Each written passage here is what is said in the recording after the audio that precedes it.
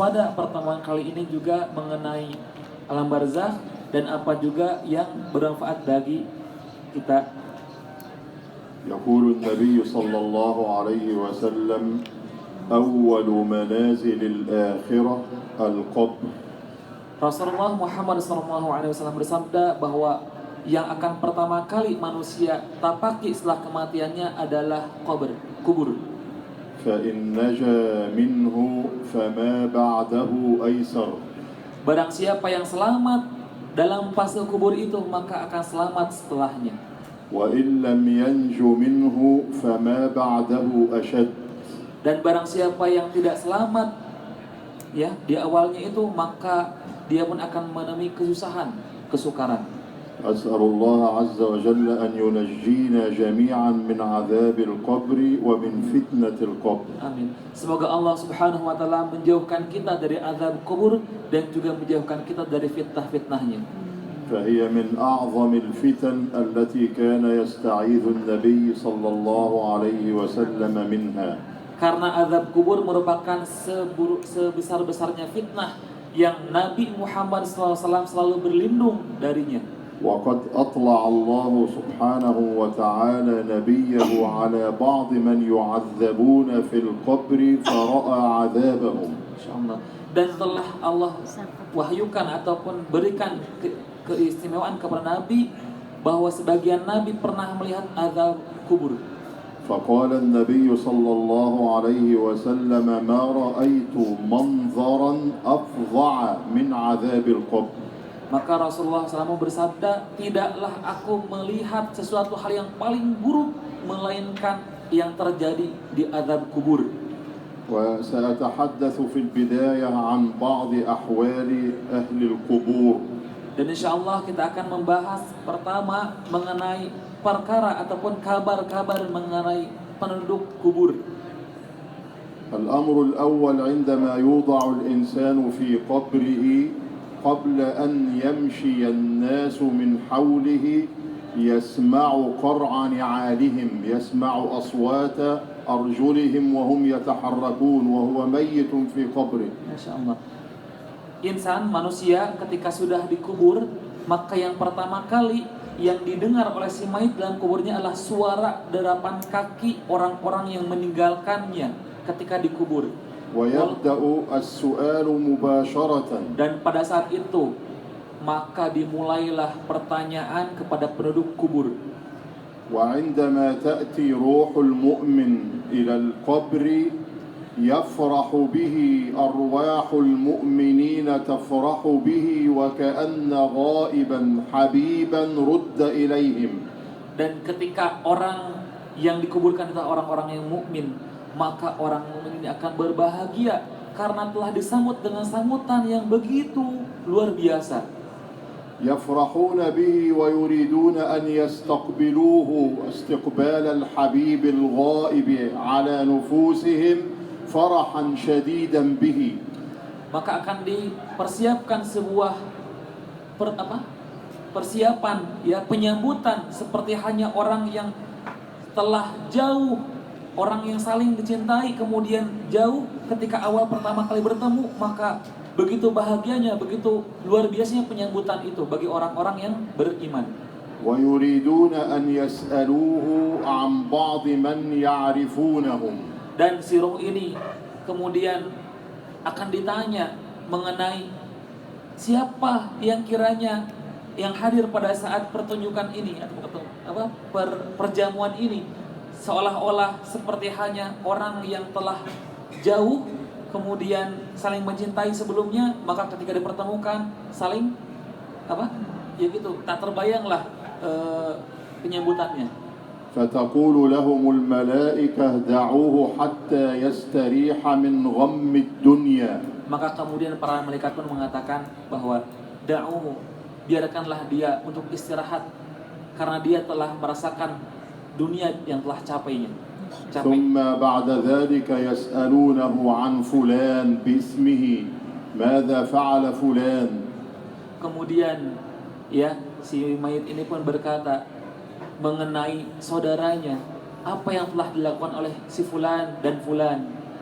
فيقول لهم لقد مات ألم يأتكم.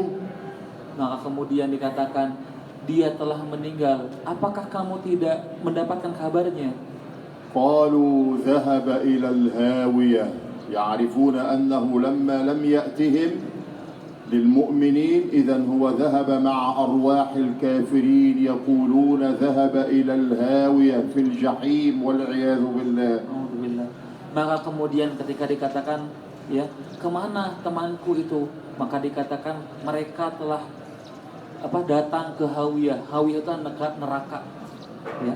Maka temannya ini dimasukkan ke dalam neraka, maka mereka pun temannya yang meninggal ini, ya, datang ke neraka Hawiyah. وفي هذا دليل على أن أرواح المؤمنين تجتمع في القبور وكذلك تجتمع أرواح الكافرين في مكان آخر غيرهم. Maka para ibu, para bapak, dengan kisah ini kita pun bisa mengatakan bahwa arwah-arwah mukmin itu akan berkumpul satu dengan yang lainnya di kuburan nanti dan saling berinteraksi. Begitupun arwah-arwah orang kafir akan dikumpulkan dengan orang-orang kafir juga. ثم هذا المؤمن الذي استراح من غم الدنيا ينادى عليه أن ألبسوه من الجنة وافرشوا له من الجنة وافتحوا له بابا إلى الجنة حتى يشم ريحها ويطعم طعامها. Maka kemudian bagi golongan orang-orang mukmin ini, ya, dikatakan kabar gembira bahwa dia akan dimasukkan ke dalam surga. Dia tidur di dalam surga, kemudian merasakan indah dan baunya surga, dan akan diberikan makan dan minuman dari surganya. عند ذلك يتمنى المؤمن أن يعود إلى قومه وأهله فيخبرهم بحاله الذي هو عليه من النعيم. Maka orang yang meninggal ini, para ibu, para bapak, orang mukmin ini berharap bisa kembali lagi ke dunia untuk mengabarkan kepada sanak saudaranya bahwa apa yang telah didapatkan begitu nikmat, luar biasa, sehingga keluarganya di dunia supaya bisa meninggal sepertinya. عند ذلك تقول له الملائكة اسكن ونم نوم العروس الذي لا يوقظه إلا حبيبه. Maka kemudian para malaikat mengatakan kepada orang mukmin ini, bersakinah, tenanglah di sini dan tidurlah seperti kamu tidur pada saat pertama kali kamu bertemu dengan pasanganmu pada saat pengantin baru, seperti pengantin baru. أما الكافر والمنافق والعاصي فيأتيه العذاب أشكالا وألوانا. Adapun orang-orang kafir, orang-orang munafik, orang-orang zalim, maka didatangkan kepada mereka perkara yang begitu besar, perkara yang begitu sangat menyusahkan mereka. عند ذلك يتمنى أن يعود إلى الدنيا ليعمل صالحا قال رب ارجعون لعلي أعمل صالحا فيما تركت. Maka kemudian mereka pun berharap, ya, untuk dikembalikan lagi ke alam dunia untuk beramal soleh. Allah pun mengatakan, mereka pun mengatakan diberikan dalam Al-Quran, ya Allah, kembalikanlah kami supaya kami melakukan amal-amal soleh. لكنه لا يعود كلا إنها كلمة هو قائلها ومن ورائهم برزخ إلى يوم يبعثون. Maka dikatakan kalla, bohong, ya, itu hanya perkataanmu saja. Maka kemudian si mayit ini pun diberikan, ya, ke alam barzakh. Seketika itu mereka pun disiksa akibat perbuatannya. هذه بعض أحوال أهل البرزخ وثبت من أحوالهم أنهم يصلون في قبورهم إذا كانوا من المؤمنين الصالحين. نعم. Maka inilah kabar-kabar mengenai penduduk kubur dan orang-orang mukmin, para bapak ibu, mereka pun sholat satu sama lain di kuburannya. يقول النبي صلى الله عليه وسلم في الحديث الصحيح مثلت له الشمس في قبره فقال مثلت أي ظهرت كأنها الشمس فقال دعوني أصلي لأن المؤمن متعلق يعرف الشمس أشرقت الشمس ستغيب نعرف مواقيت الصلاة بالشمس فلما تمثل له الشمس يقول دعوني أصلي يريد أن يقوم ويصلي في قبره لأنه تعود على الصلاة. Masya Allah, para ibu lihatlah. Rasulullah SAW bersabda, ketika mayit itu orang-orang mukmin, maka ketika telah datang waktu sholat, mereka mengatakan, da'uni, berikanlah kepadaku kesempatan untuk sholat, karena aku telah terbiasa di dunia ketika hidupku melaksanakan sholat. Jadi orang mukmin ketika di kuburannya tahu waktu sholat.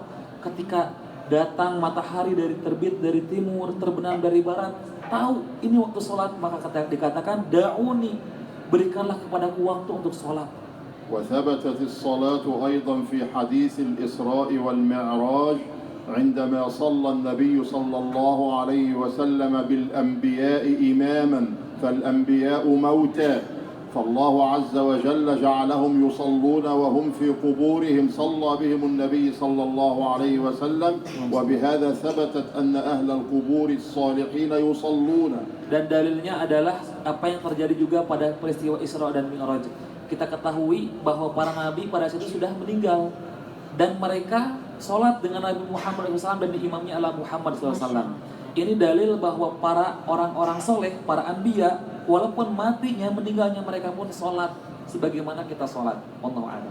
وهذا جزء من النعيم. الإنسان إذا مات انقطع عمله لكن هذا من النعيم الذي يتنعم به أهل الخير والصلاح فهم كانوا يستمتعون في الدنيا بصلاتهم يريدون ألا تنقطع هذه المتعة حتى في قبورهم يريدون أن يكونوا على صلة دائمة بالله عز وجل يركعون له ويسجدون يسبحون ويدعون حتى يستمتعوا بهذه العبادة لله عز وجل. Lihatlah begitu nikmat yang telah Allah berikan kepada orang-orang mukmin.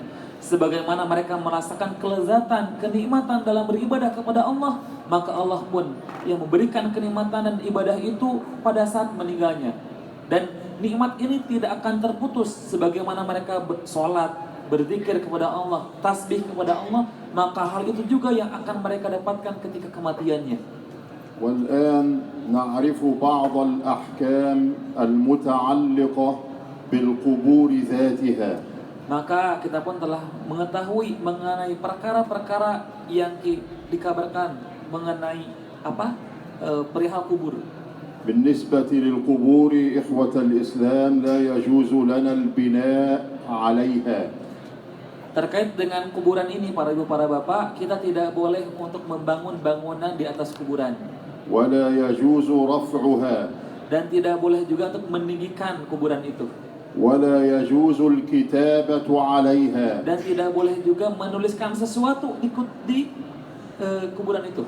ولا يجوز تجصيصها أي دهانها بالجص وهو اللون الأبيض لا يجوز أن تدهن دهان طلاء.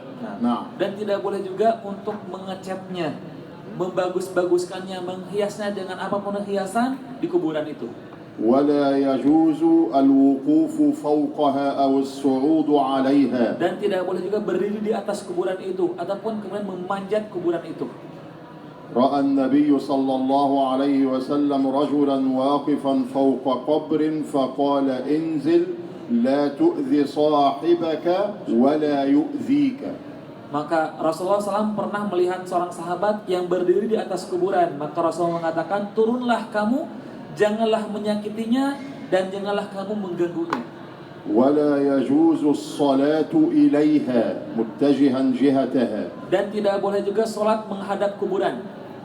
رأى عمر بن الخطاب صحابيا يقف يصلي إلى قبر وهو غير منتبه أنه قبر ففي أثناء صلاته جلس عمر يقول له القبر القبر القبر القبر أي يحذره حتى انتبه الصحابي فابتعد عن القبر. Pernah suatu saat Umar bin Khattab sholat, kemudian pada saat sholat itu dia tidak mengetahui bahwa di depan atau di sampingnya ada kuburan.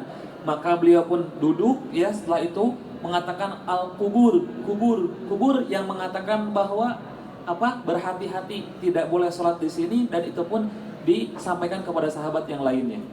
ويجوز وضع النبات الأخضر وخاصة الجريد جريد. جريد النخل يجوز وضعها. هذا فعله النبي صلى الله عليه وسلم. أمر صحابيا أن يأتي بجريدة فأتى له بالجريدة فقسمها قسمين فوضع إحداهما على قبر والآخر على قبر. Boleh ya kita menanam sesuatu tanaman di atas kuburan sebagaimana yang telah dilakukan oleh Rasulullah SAW. Rasulullah SAW memotong sebagian dahan dari pelepah kurma kemudian menancapkannya di antara satu dan yang lainnya. Maka kita boleh menanam sesuatu hal tanaman di kuburan itu. Ya. فسئل النبي صلى الله عليه وسلم عن فعله هذا فقال النبي صلى الله عليه وسلم يخفف عنهما ما لم ييبسا، أي هذا الجريد والخضرة هذه تخفف عنهما العذاب ما لم ييبسا، أي يظل أخضرين لا ييبسا. Maka ditanya kepada Rasulullah SAW, mengapa engkau melakukan itu? Maka Rasulullah mengatakan bahwa tanaman ini selama dia belum mengering ataupun mati, ia akan menjadi peringan azab bagi penduduk kubur. Selama dia hidup, selama dia terus ya dengan keadaan seperti itu, tidak layu ataupun tidak kering, maka itu akan memperingan azab penduduk kubur.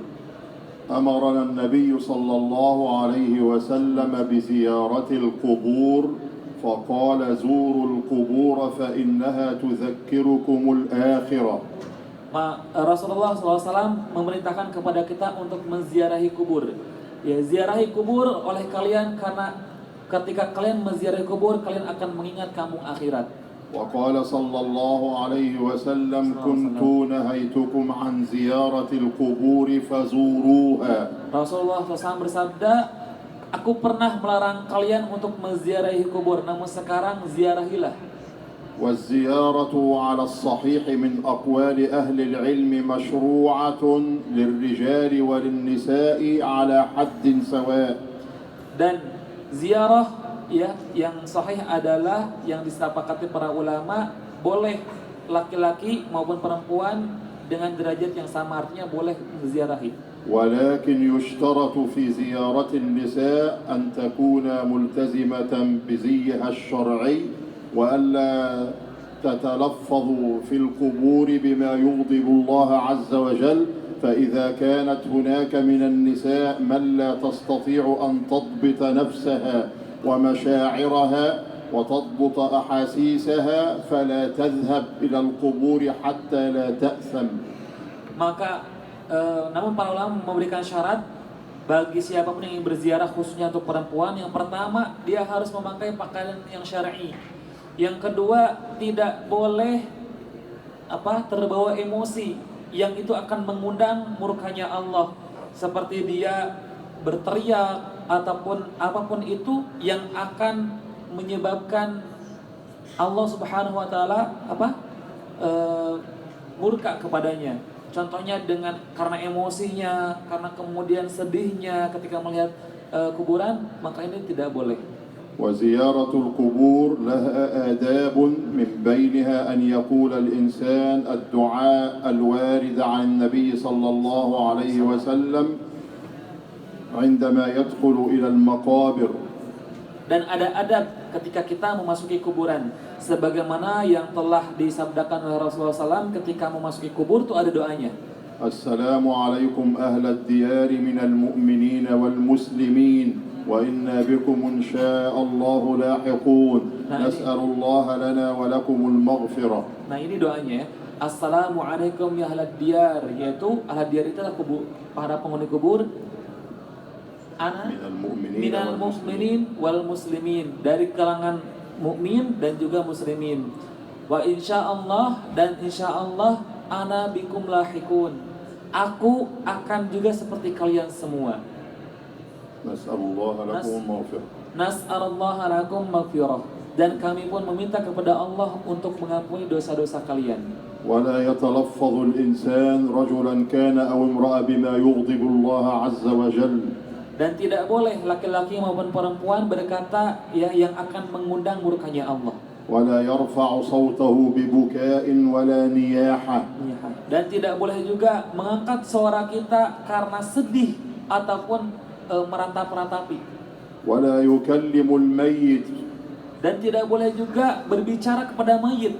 يظل يقول أنت يا فلان كذا وكنت كذا وأنت يا فلانة وأنا أذكر لك. ماذا هذا يجدي؟ لا يجدي. الذي يجدي له هو الدعاء. Ya, tidak boleh berkata pada mayit itu. Contohnya gini, wahai mayit fulan, kenapa engkau seperti ini? Wahai mayit fulan, kenapa engkau seperti ini? Ini tidak boleh, karena dia memang sudah meninggal. هذه بعض الأحكام المتعلقة بالقبور. Dan ini termasuk hukum-hukum terkait dengan ziarah kubur.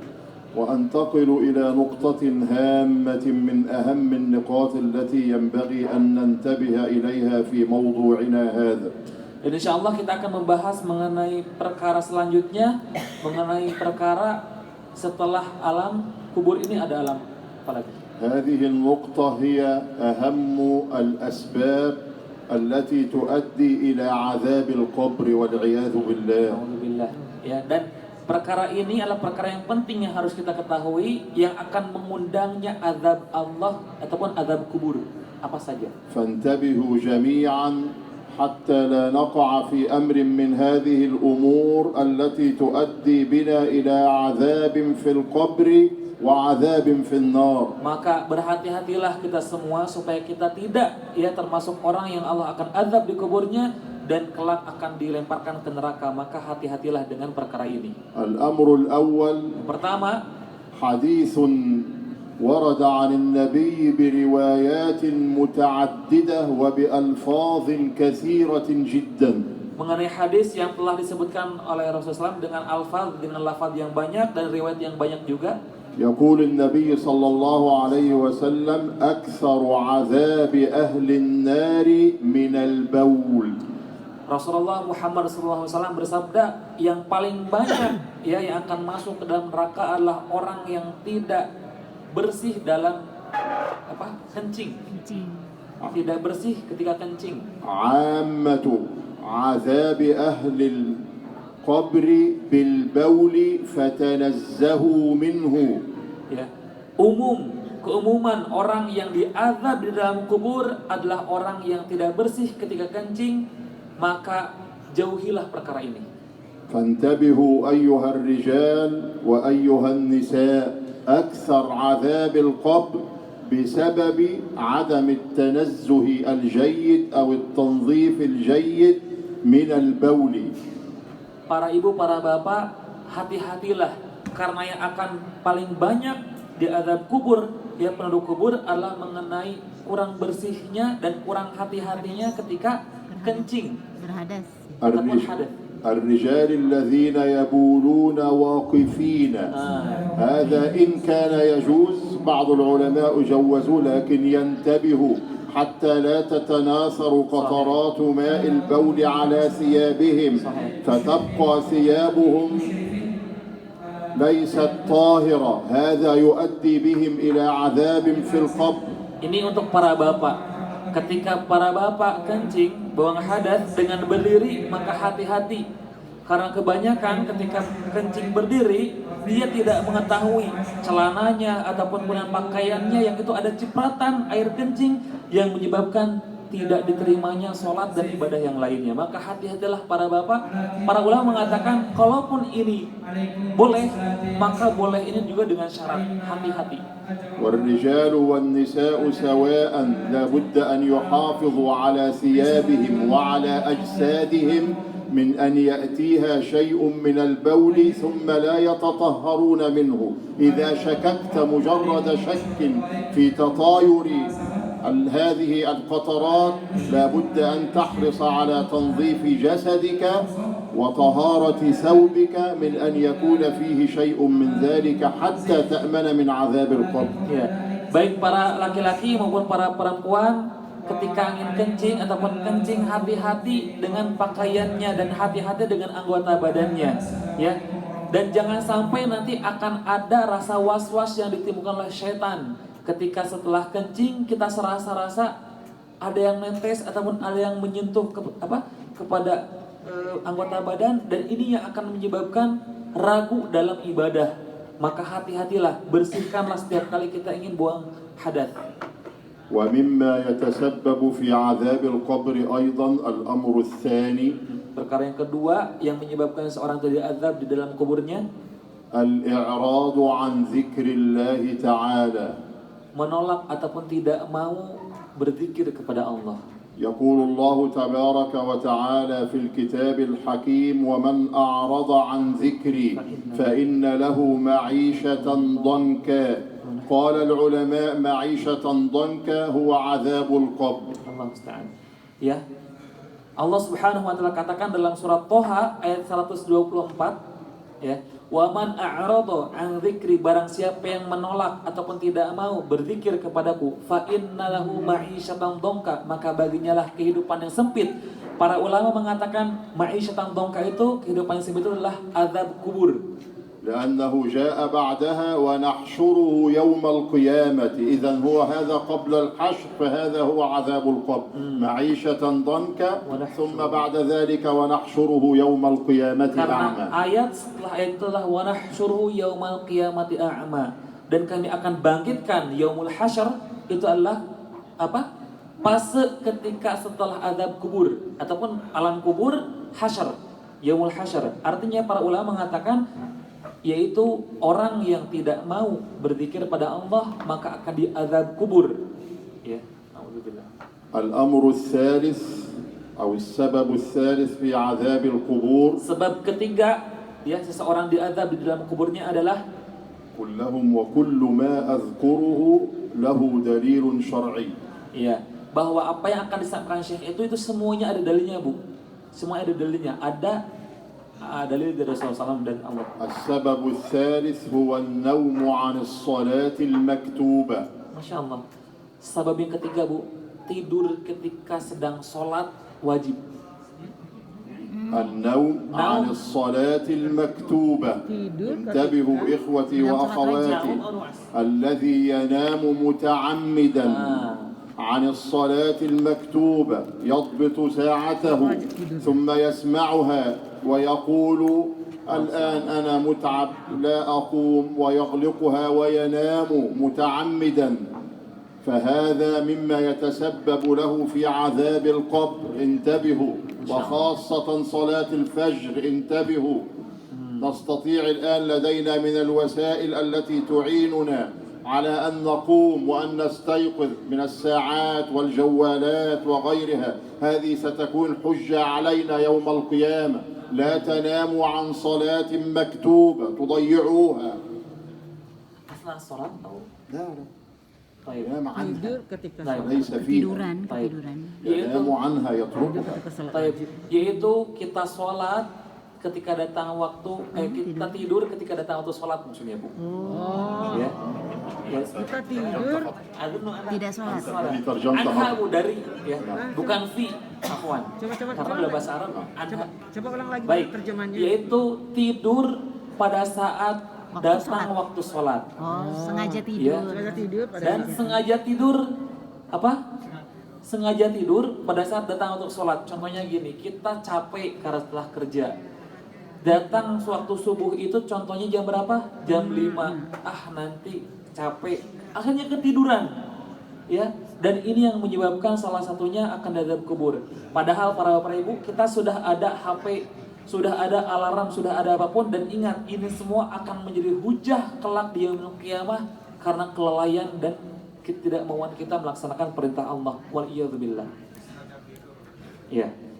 السبب الرابع لعذاب القبر نياحة أهل الميت عليه. Nah, ini yang paling sering. Yang keempat, sebab yang keempat yaitu meratap-ratapi ahlul mayit kepada mayit. Niyaha.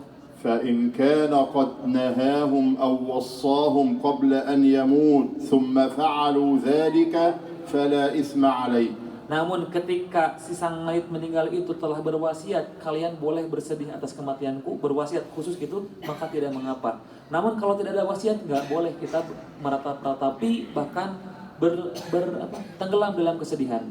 لذلك يجب عليكم أن توصوا أبناءكم وذويكم ألا ينوحوا وألا يتلفظوا بما يغضب الله عز وجل عند موتكم أو بعد موتكم. Masya Allah. Maka mari para ibu, para bapak, kita wasiatkan kepada anak dan saudara kita, ketika kita nanti matinya, jangan kalau mereka sedih, jangan mereka meratap-ratapi atas kematian kita, baik ketika meninggal maupun setelahnya. السبب الخامس الذي ورد أيضا به حديث في حديث الإسراء والمعراج عندما اطلع النبي صلى الله عليه وسلم على من يعذبون في القبور. السبب الخامس الكذب. Sebab yang keempat, sebagaimana yang diriwayatkan dalam peristiwa Isra dan Mi'raj, yang itu Rasulullah SAW, kelima ya. Baik. السبب الخامس نعم الكذب. Yaitu berbohong. Berbohong. Al-kadhib.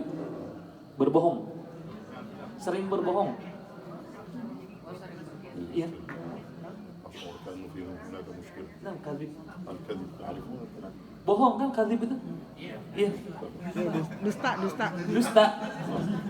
السبب السادس هو الزنا. نسأل الله عز وجل العافية، أن يعافينا وأن يعافي أبناءنا وأن يعافي أبناء المسلمين جميعا من الزنا. Amin. Sebab yang keenam adalah zina. Dan semoga Allah Subhanahu wa taala senantiasa menjaga kita, anak-anak kita, anak keturunan kita dari perilaku zina ini.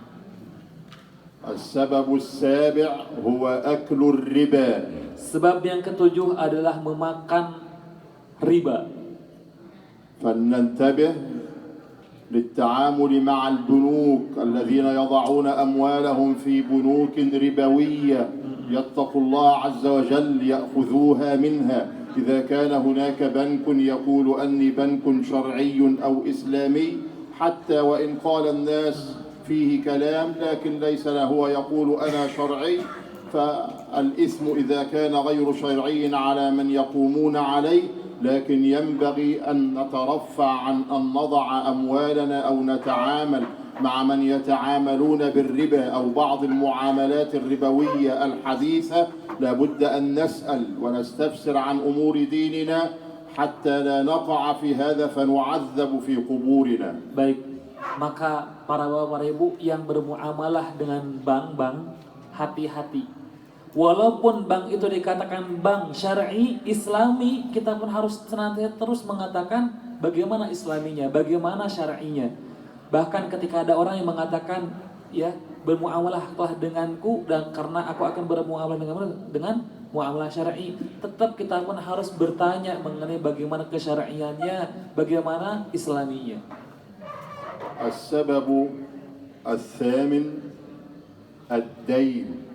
الذي عليه دين ينتبه، هذا من أسباب من أخذ أموال الناس لا يريد ردها فمات فهذا يعذب به في قبره. Allah musta'an. Sebab yang kedelapan adalah hutang. Barang siapa yang mempunyai hutang kemudian belum membayarnya sebelum kematiannya, maka hati-hati kelak dia kubur di azab kubur. Allah akan menyediakan azab kubur baginya. من أخذ أموال الناس يريد سدادها أعانه الله عز وجل ووفقه وسيسددها. Amin. Barang siapa yang masih mempunyai hutang di antara kita, semoga Allah Subhanahu wa taala senantiasa memberikan tanggungannya, itu lunas ya. Allah lunasi, Allah berikan harta yang lebih dan rezeki yang berkah. ومن أخذ أموال الناس لا يريد سدادها لن يسددها وإن كان معه أو جاءته أموال كثيرة لا يوفق لسدادها يموت وعليه دين لا يريد سداده يعذب به في قبره. Dan ini kasus yang banyak. Barang siapa yang mempunyai harta dan dia pun enggan untuk membayar hutangnya sampai kemudian datang kematiannya, hati-hati Bu, ya, itu akan menjadi sebab Allah berikan azab kubur kepadanya. Ataupun dia ingin membayar hutang, sudah ada uangnya, dan nanti Allah pun tidak akan memberikan kemudahan bagi dia untuk membayar hutang. لذلك إذا مات لكم أحد لابد أن تحرصوا أول شيء عند موت حتى قبل دفنه أن يسأل هل عليه دين فيسدد من ماله قبل الوصية وقبل الورثة. فإن أخذ الدين ماله كله فلا ورثة ولا وصية ولا أي شيء، دينه أولا حتى ينجو من عذاب القبر وعذاب جهنم. Maka dari itu, para ibu, para bapak, kalau kita lihat orang yang meninggal, yang harus pertama kali dibayar adalah hutang. Sebelum pembagian wasiat, sebelum pembagian waris. Dan jika hutangnya melebihi apa yang dia ingin wariskan dan wasiatkan, maka tidak boleh diambil dari warisan harta itu. Karena yang paling pertama didahulukan adalah hutang bagi si mayit. أيضا من الأسباب التي تؤدي إلى عذاب القبر الكفر. نسأل الله عز وجل العافية. والكفر كفر بخروج عن الإسلام، ومن الكفر كفر النعمة. Allah musta'an. Dan sebab yang selanjutnya adalah kufur. Kufur di sini ada dua, yaitu kufur terhadap keluar dari agama Islam dan kufur terhadap nikmat Allah. فاحذروا أن تكفروا بنعمة الله عز وجل عليكم. Maka hati-hatilah kalau kita mendapatkan nikmat, kita pun tidak pandai bersyukur. ومن كفر النعمة أن يألف الإنسان النعمة فلا يستشعرها أنه في نعمة، يتعود عليها وكأنها شيء عادي، كأنه ليس في نعمة. Termasuk kufur nikmat adalah dia tidak menganggap semua yang Allah berikan nikmat. Dia tidak merasakan apa yang telah Allah berikan itu nikmat. Dan ini termasuk kufur nikmat. يقول النبي صلى الله عليه وسلم: من أصبح آمنا في سربه معافا في بدنه عنده قوت يومه فقد حيزت له الدنيا بما فيها. Rasulullah Muhammad SAW telah bersabda, barang siapa yang berpagi kemudian mendapati dirinya aman dalam keadaan sehat dan ada yang bisa dia makan pada hari itu, maka dia telah mendapatkan dunia dan seisinya. من منكم يستشعر أنه في نعمة الأمن، أنه آمن، ليس خائفا من أحد، ليس في سجن من السجون كما يسجن كثير من الناس، ليس في مستشفى، هو في أمان، في عافية، في صحة، يستطيع أن يأكل وأن يشرب وأن يمشي وأن يذهب وأن ينام.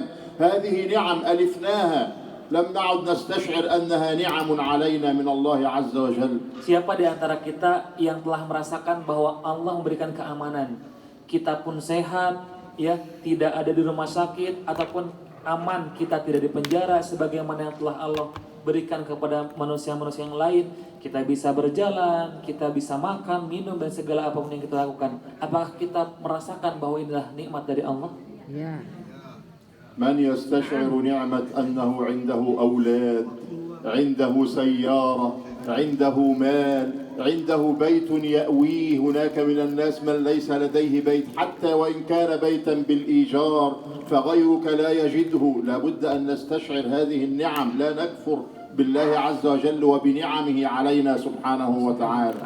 Siapa di antara kita yang merasakan pagi ini, dia dalam keadaan aman, punya mobil, punya rumah, walaupun rumah itu mengontrak misalkan. Karena banyak di antara saudara kita yang belum bisa seperti kita. Mereka tidur, tidak punya rumah, tidak punya kendaraan, tidak punya semua yang kita rasakan sekarang. Pertanyaannya, apakah kita akan kufur dengan semua nikmat ini? السبب العاشر والأخير من أسباب عذاب القبر النفاق. Dan sebab yang ke-10 dan sebab yang terakhir adalah sifat munafik.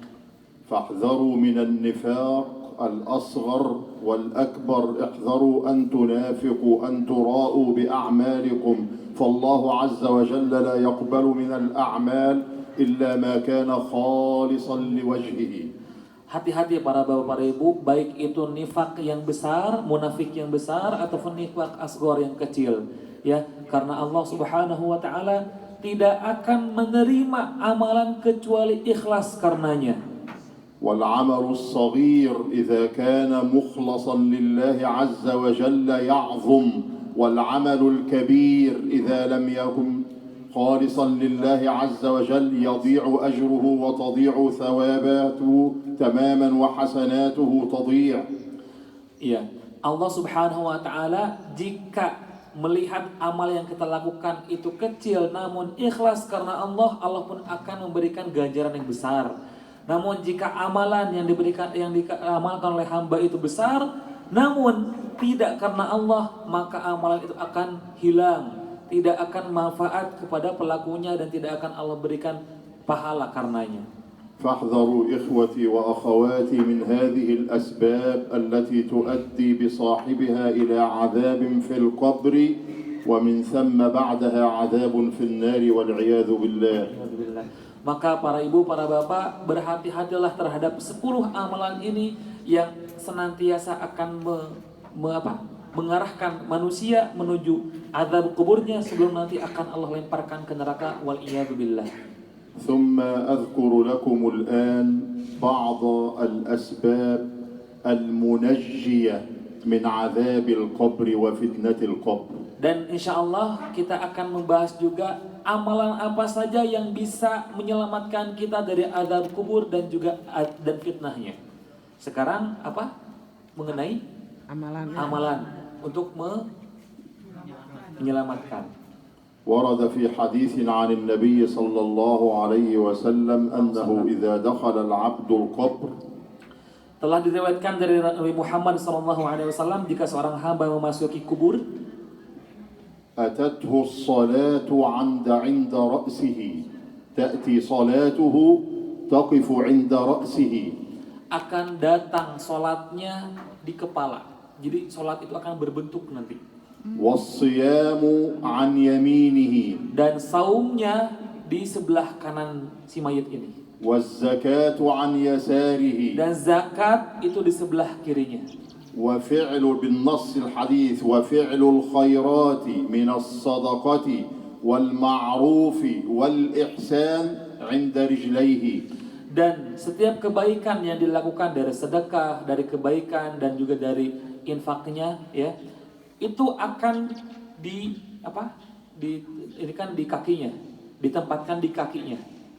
فإذا جاءه الملائكة ليعذبوه كل واحد من هؤلاء يدافع، تقول الصلاة لا تستطيعه إذا جاءه من جهة رأسه، إذا جاءه من جهة يمينه يقول الصيام لا تستطيع أن تأتيه، إذا جاءه من جهة اليسار يقول الزكاة لا تستطيعه، إذا جاء من جهة رجليه تقول فعل الخيرات والصدقة والمعروف والإحسان لن تستطيع أن تأتيه.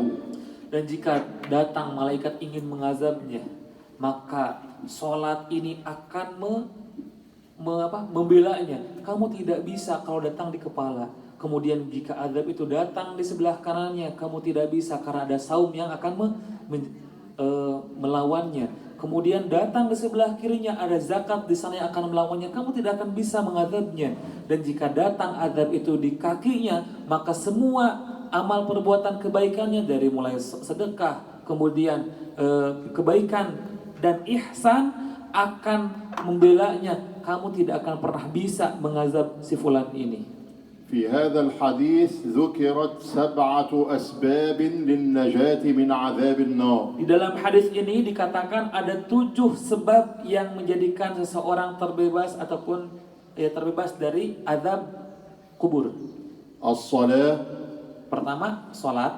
الصيام، Kedua, saum. الزكاة، Yang ketiga, zakat. فعل الخيرات، Yang keempat, fi'lul khairat, amal-amal kebaikan. الصدقة، Sedekah, المعروف، kebaikan-kebaikan, الإحسان. dan ihsan. Yaitu ihsan itu apa? Kita menyembah Allah seolah-olah Allah melihat kita, kalaupun kita tidak melihat Allah, ya Allah melihat kita. هذه 7 أسباب تنجي أصحابها من النار ومن عذاب القبر. 7 amalan ini yang akan menjadi penyebab seseorang terbebas ataupun ya terlindung dari azab Baru 6 kubur. ulang lagi dong.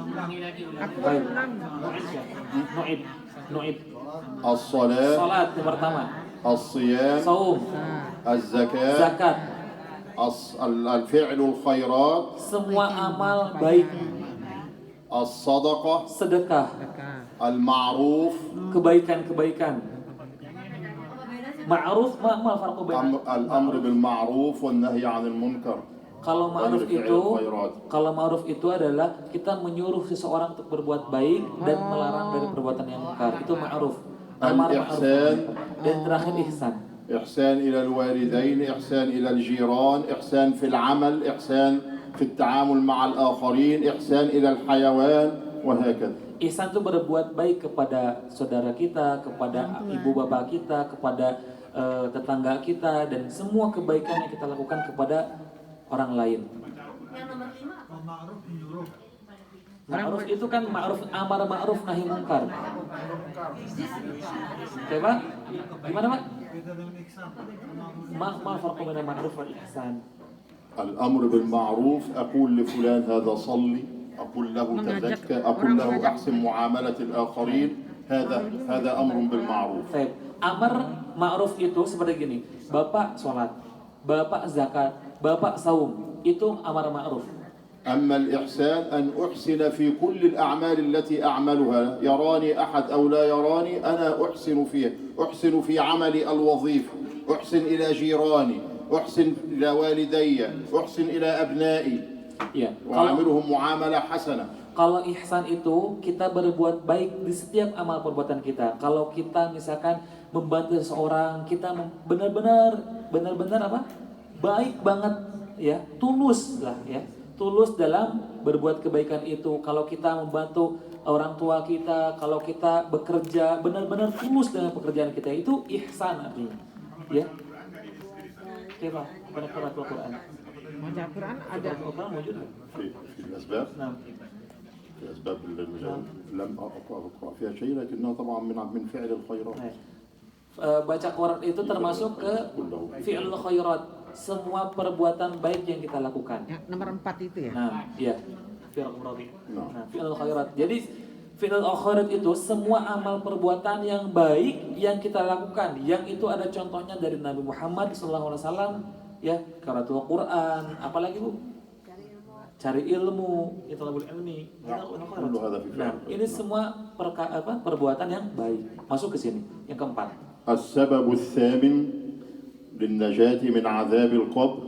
Kemudian ada yang ke-8 sekarang.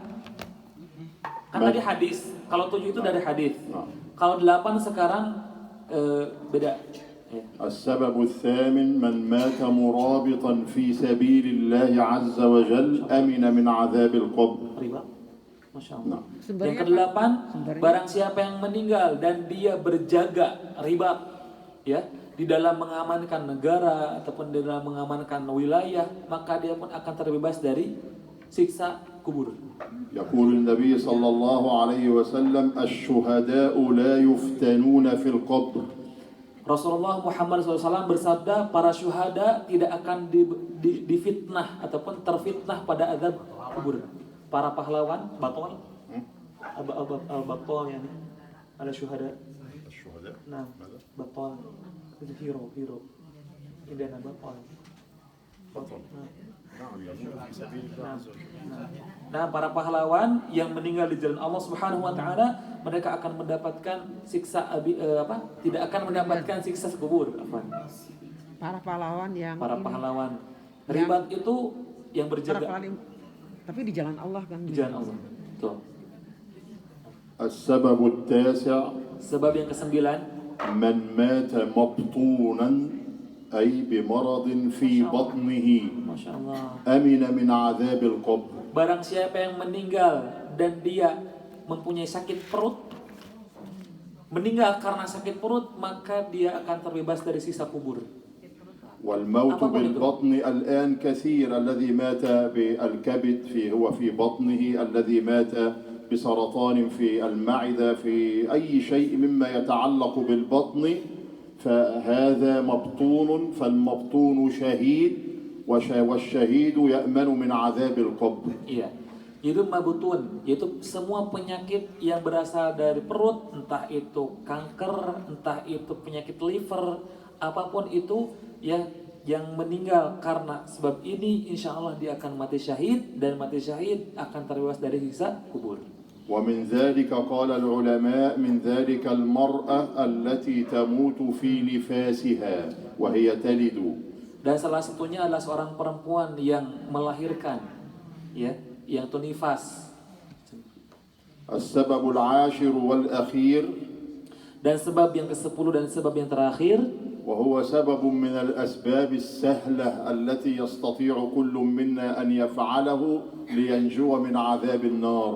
dan inilah sebab yang kita semua insya Allah mudah untuk mengamalkannya, dan kita juga insya Allah akan terbebas darinya, azab kubur ini.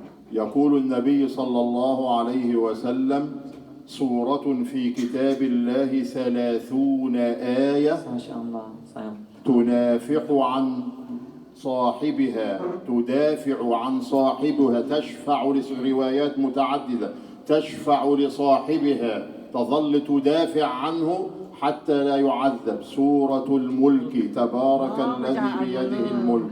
Setiap malam ya? Ya. Nah. Jadi ayat yang terdiri dari 30 surat ini, Al-Muluk. dan dia akan menjadi syafaat bagi pembacanya, bagi sahabatnya yang mendawamkannya. Dia adalah surat Al-Mulk, tabarakalladzi biyadihil mulk. وورد في حديث أن Kapan malam bacanya? Kulayum, كل يوم kulayum setiap hari, وخاصة في الليل Bukan dan lain. terkhusus Fillail. malam hari. Khusus malam hari. Ya, khususnya malam hari. Qabla naum. نعم Nah, sebelum في tidur. الليل عموما Tapi yang ولو paling قرأها في النهار ليس هناك بأس المهم أن يحافظ على قراءته. Masya Allah, lihat Bu, setiap malam, baik mau tidur ataupun tidak, setiap malam yang mendawamkannya akan terbebas dan akan menjadi syafaat di yaumil di Di azab alam kubur, kubur. alam kubur. Masya ورد Allah. في حديث Itu hadis ya? أنها تظل تدافع وتشفع لصاحبها حتى لا يعذب فتأتيه ملائكة العذاب فتقول لهم لن تستطيعوا فأنا في صدره أنا في قلبي. وورد في الحديث أن بعض ألفاظ أن صاحبها لا يحمل إلا هي فقط لا يعرف إلا هي. Masya Allah. Para ibu, ya, maka si Al-Mulk ini akan menjadi tameng dan penjaga bagi mayit ini ketika apa? Nanti di alam kubur. Bahkan ada diriwayatkan dalam hadis, seseorang yang tidak mempunyai apapun kecuali apa? Surat ini yang selalu dia dawamkan, maka itu pun akan menjadi penolongnya, perisai dia ketika azab kubur itu datang kepadanya. وورد أيضا في رواية أنها لما يشتد الملائكة يريدون أن يعذبوه تقول يا رب احذفني من كتابك إذا كنت ستعذبه وأنا في قلبه فاحذفني من كتابك حتى تستطيع أن تعذبه فتنافح تظل تنافح وتدافع عنه حتى ترفع عنه العذاب لا يعذب أبدا. Bahkan kemudian si sahabat seorang ini yang tidak mempunyai kecuali ayat itu, surat itu, maka ketika azab itu ingin mengadabnya, ya, dia katakan, ya Rob, hilangkan surat ini dalam hatinya sehingga aku bisa mengadabnya. Nah, tidak mungkin ya. Maka kemudian azab inilah yang nanti kelak dikalahkan oleh itu dan tidak diizinkan oleh Allah untuk mengadabnya. Karena kenapa? Karena Al-Mulk ini ada di hatinya, ada di amalannya, melekat terus di hatinya, dan ini akan menjadi perisai pada saat kelak di kuburan nanti. ذكرت لكم أسبابا 10 تؤدي بكم إلى عذاب القبر وذكرت لكم أسبابا 10 تنجيكم من عذاب القبر فاحرصوا ألا تقعوا في الأسباب المؤدية بكم إلى العذاب واحرصوا أن تقوموا بكل عمل يقربكم إلى الله عز وجل وينجيكم من عذاب القبر وعذاب جهنم. Amin ya Rabb. Baik, kita telah mengetahui 10 mengenai perkara yang bisa menyebabkan azab kubur, dan 10 juga yang bisa terbebas dari azab kubur. Para bapak ibu, kalau kita telah mengetahui itu, ya, hilangkan apa yang akan menyebabkan kita masuk ke dalam azabnya. Dan kalau kita tahu 10 itu yang akan menyebabkan kita untuk terbebas dari azab kubur, maka mari bersegera, ya, dari sekarang mengamalkannya dan senantiasa menjaga sampai kelak kita meninggal.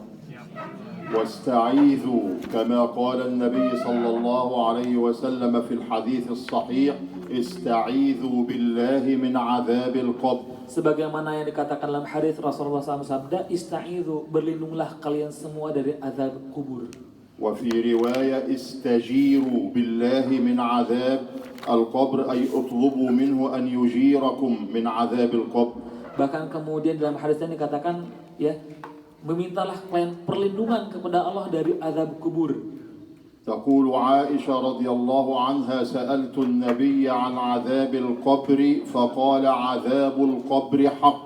Masya Allah. Aisyah radhiyallahu anha pernah bertanya kepada Nabi Muhammad SAW, apakah ada azab kubur itu? Rasulullah mengatakan azab kubur hak, ada.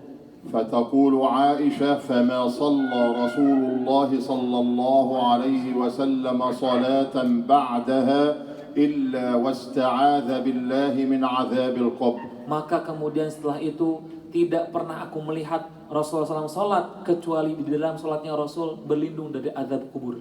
وثبت عنه صلى الله عليه وسلم أنه كان يستعيذ بالله من عذاب القبر بعد انتهاء التشهد الأخير. Maka diriwayatkan bahwa Rasulullah SAW selalu berlindung dari azab kubur pada saat tasyahud akhir di dalam salatnya. فكان يقول اللهم إني أعوذ بك من عذاب في القبر وعذاب في النار أعوذ بك من فتنة المحيا والممات وفتنة المسيح الدجال. Rasulullah SAW bersabda bahwa Allahumma inni a'udzu bika min adzabil qabri wa min adzabin nar wa min fitnatil mahya wal mamat wa min fitnatil masihid dajjal. نعم. وأخيرا أختم كلامي معكم بحديث للنبي صلى الله عليه وسلم. Dan Syekh akan menutup dengan hadis dari Rasulullah SAW. يقول النبي صلى الله عليه وسلم يتبع الميت ثلاثة. Rasulullah SAW bersabda, akan diiringi mayit itu ke kuburannya 3 hal. أهله وماله وعمله. Yang pertama adalah keluarganya, yang kedua adalah hartanya, dan yang ketiga adalah amal perbuatannya. فيرجع اثنان ويبقى واحد. Dan yang akan kembali adalah 2, sedangkan yang 1 akan melekat padanya menemani dalam kuburnya. يرجع أهله وماله ويبقى معه في قبره عمله. Yang akan pergi kembali adalah keluarga dan hartanya, sedangkan yang akan kekal dan melekat adalah amal perbuatan yang dilakukan ketika di dunia. فاحرصوا أن تعمروا قبوركم بأعمالكم الصالحة. Maka para ibu, para bapak, mari kita persiapkan dan ramaikan kubur kita dengan amal perbuatan kita. بصلاتكم وصيامكم وزكاتكم وصدقاتكم. Dengan sholat kita ramaikan, dengan saum kita, dengan zakat kita, dengan semua amal perbuatan kebaikan. بفعل الخيرات وترك المنكرات. Dengan semua amal kebaikan dan kita menjauhi semua yang dilarang oleh Allah. نوروا قبوركم بذكر الله عز وجل. Ya, cahaya, berilah cahaya di dalam kubur kita, yaitu cahayilah kuburan kita dengan zikir kepada Allah Subhanahu wa taala. أفسحوا قبوركم بقراءة القرآن. Dan luaskanlah kuburan kita dengan bacaan-bacaan Al-Qur'an yang kita lantunkan di dunia. احرصوا على الخير كله تجدوا ذلك في قبوركم وفي جنة ربكم. Para ibu, para bapak, ketika kita melakukan amal perbuatan kita sekarang tidak ada, wallahi ketahuilah di kuburan akan berbentuk nantinya. أسأل الله عز وجل أن يوفقني وإياكم للعمل الصالح وأن يحسن ختامنا وأن يختم لنا بخاتمة السعادة أجمعين إنه ولي ذلك والقادر عليه وصل اللهم وسلم وبارك على سيدنا محمد. Amin. Semoga Allah Subhanahu wa taala senantiasa menjaga kita, mengistiqomahkan kita dalam kebaikan dan senantiasa menjauhkan kita dari perbuatan buruk sampai nanti kelak kita akan mendapati husnul khotimah, ya, keberkahan dalam hidup dan dijauhkan dari azab kubur dan azab neraka. Amin ya rabbal alamin.